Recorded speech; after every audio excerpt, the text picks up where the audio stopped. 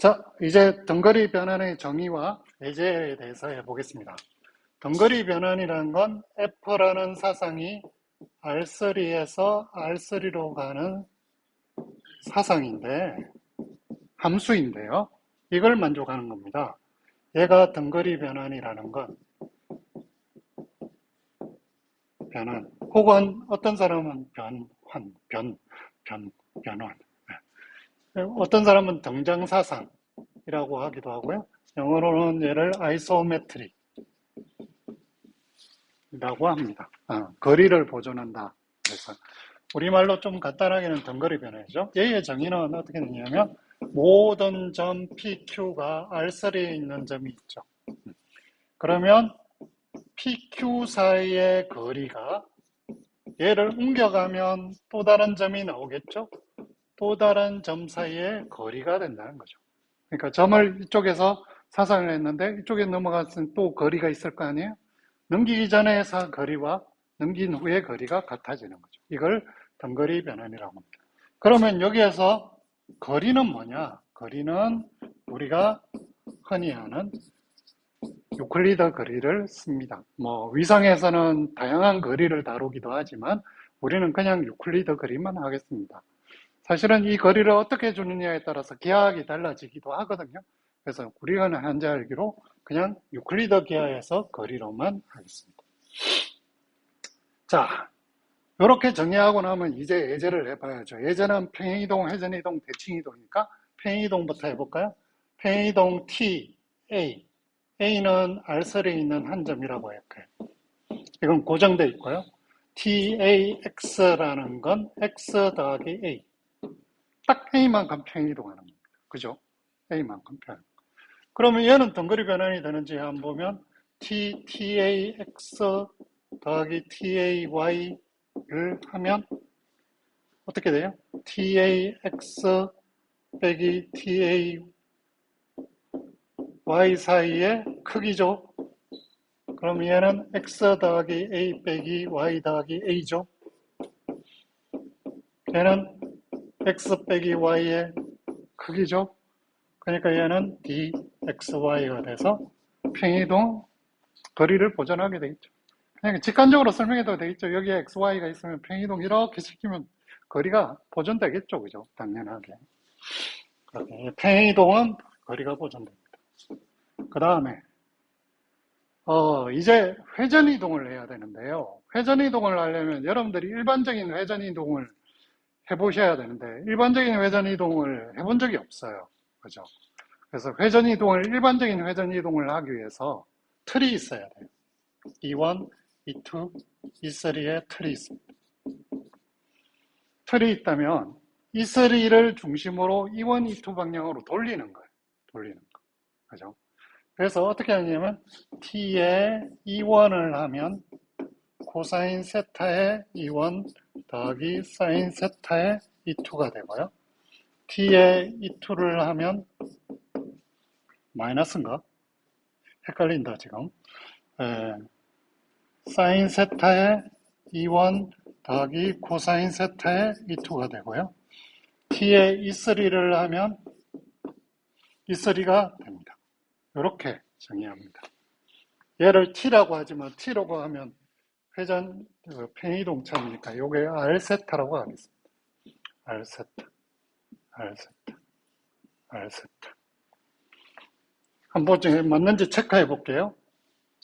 1,0,0,0에 코사인 세타 마이너스 사인 세타 요게 더하기 여기 마이너스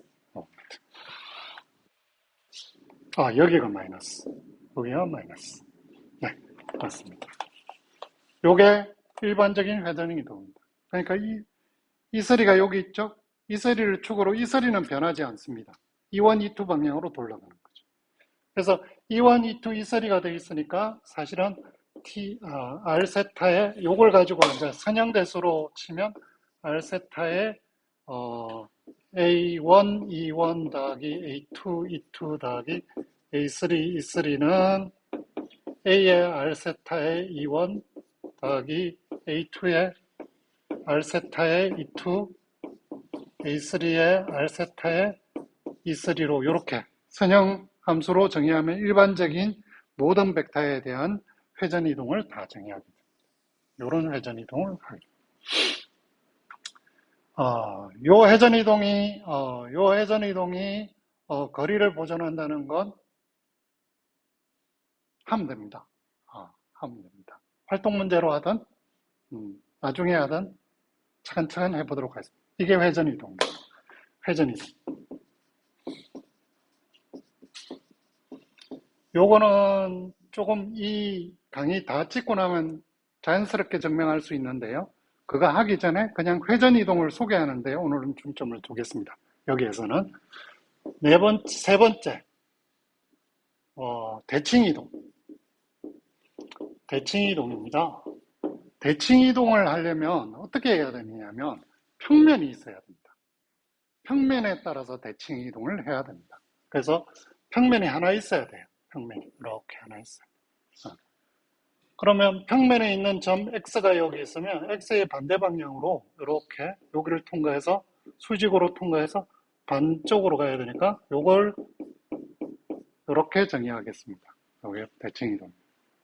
그러면 이쪽 방향에 단위 벡터가 있는데 이 벡터를 M 벡터라고 하겠습니다. 스몰 M 벡터로 두겠습니다.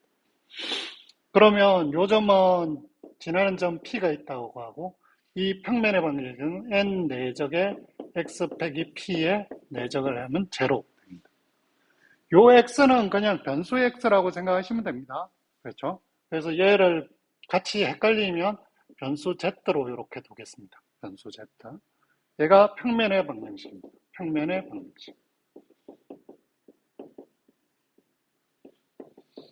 자, 그러면 리플렉션 X는 뭐냐면 리플렉션 X하고 X를 빼면 뭐하고 평행하죠?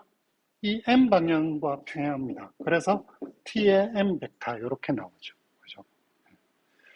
그 다음에 이렇게 대칭이고 수직인 거야 돼. 그 다음에 거리가 같다는 걸 해야 되겠죠? 거리가 같다는 걸 하면 거리가 같다는 건 2분의 X 더하기 리플렉션 X를 하면 어디에 있어요? 요 공간에 들어가잖아요.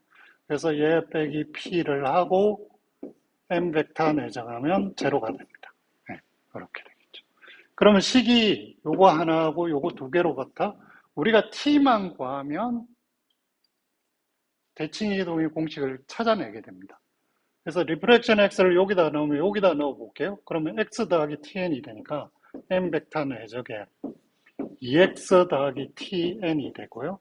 빼기 P가 되고 N 제로가 됩니다. 그죠? 그러면 얘 하면 풀어볼게요. X 내적 N. 요건 내적하면 N 내적은 1이죠. 단위 벡터입니다. 지금 단위 벡터로 하고 있습니다. N 단위 벡터. 그러면 얘는 2분의 T가 되고요. 여기 빼기 N 내적 P 이렇게 되죠. 그러면 T는 어떻게 되느냐면 T는 N 내적 P의 2배 빼기 요거 가로할까요? N 내적 X 이렇게 되는 거죠. 그러면 N을 빼면 2배의 M 벡터에 P 빼기 X 이렇게 됩니다. 그렇죠? 그러면 이걸 가지고 리프렉션 X를 정의하면 이렇게 되는 거죠. 리프렉션 X는 X 더하기 T니까 T 대신 얘를 넣어야죠. 그래서 빼기 2N 내적 X 빼기 P의